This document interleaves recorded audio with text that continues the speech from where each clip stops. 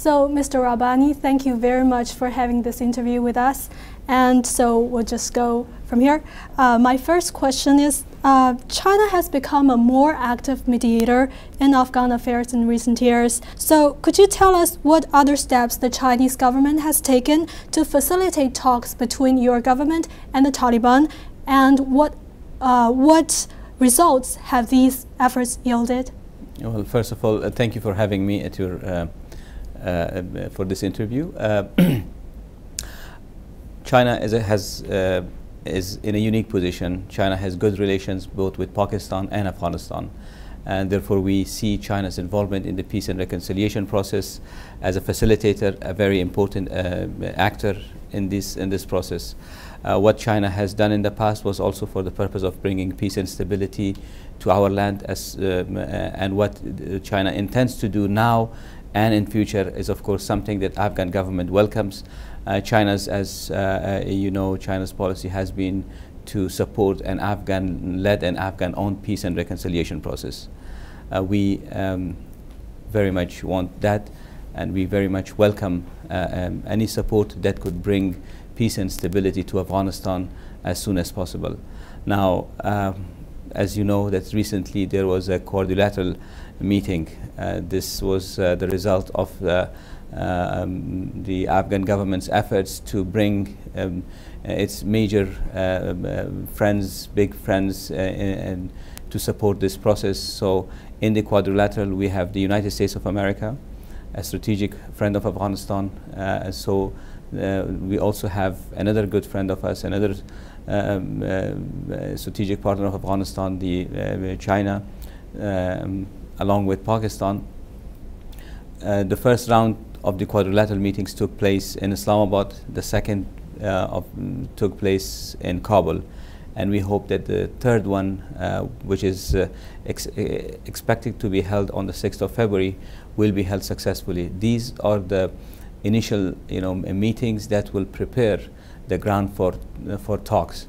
Now, as I said, when it comes to the peace and reconciliation process, Pakistan also is an important country, and we believe that with all these countries working together for peace and reconciliation, which has never been the case in the past, this is something very recent, will certainly result in a positive outcome. We will see some progress, and we hope that the much needed peace and reconciliation process in Afghanistan will come to realization, and we will see this process result in a positive outcome.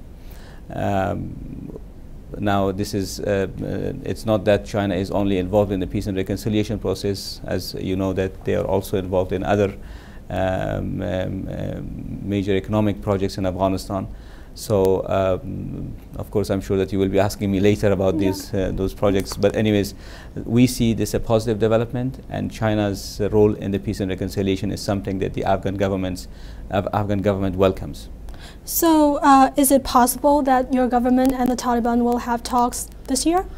I don't want to, speculate, or don't want to, say something in advance. But from what I see, there is a sense of urgency on the part of our government and also our international partners. I'm sure that together we can, if we work together and we make sure that those other members of this quadrilateral sincerely work towards settlement or towards a negotiation and of course talks, we will see it. But whether it will be by the end of this year or I don't know, maybe later or earlier, it is something that I don't want to say anything. But this people of Afghanistan wants to see peace and stability return as soon as possible.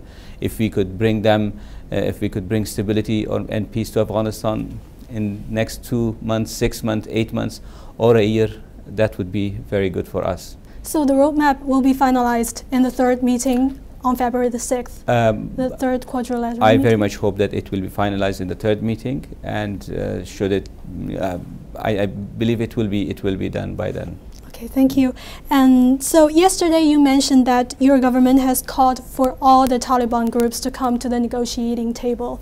So what will your government do to achieve this goal at a time when the Taliban has split into different factions? Taliban, as you know, that there were different groups of armed opposition, and the call from Afghan government has always been to the armed opposition has always been to come to talks and lay down your arms if you want to become part of the political reality of Afghanistan. You have to be in the political stream. If you want to, if you have the claim that you want to serve your people, you cannot serve your people by attacking them, by blowing or sending suicide bombers and killing innocent people, destroying schools, hospitals, and mosques. You cannot become a member of political society in Afghanistan. So you have to lay down your arms, come join the talks, and then become a responsible political movement. Then you can. It's up to the people of Afghanistan, and it's up to them who they elect to as their government or their leaders. So regarding to the Islamic State, the Islamic State is growing in the eastern province of Nangarhar. What is your government going to do to eliminate the IS and to contain terrorism in your country? One of the reasons that we want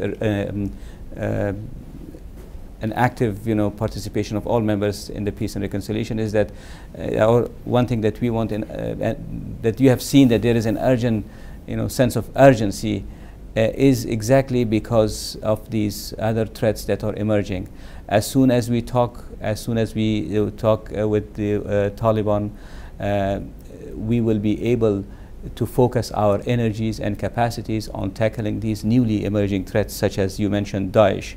Okay, one final question. So what do you think will the Belt and Road Initiative benefit Afghanistan, and what role do you think will Afghanistan play in this initiative? Well, as you know, that Afghanistan's location is a very strategic location. We have we are in the central of center between South Asia and Asia. Afghanistan could become a very important transit and trade route. We want that Afghanistan should be considered as part of this one road, one belt, or one road initiative, which is very important for the economies of the region.